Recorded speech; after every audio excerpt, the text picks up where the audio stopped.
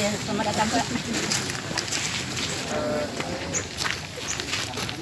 Syederalun Madrasah Aliyah Negeri atau MAN 7 Biren yang berlokasi di Desa Buga, Krungmate, Jangka pada Selasa 6 April dikunjungi Bupati Biren Muzakar Agani beserta sejumlah kepala dinas dan juga tim Satpol PP dan WH Biren.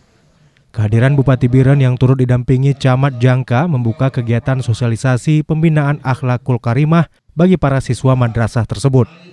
Kepala MAN 7 Biren Al-Ghazali MPD mengatakan, madrasah yang dipimpinnya masih kekurangan ruang belajar, ruang guru maupun ruang laboratorium.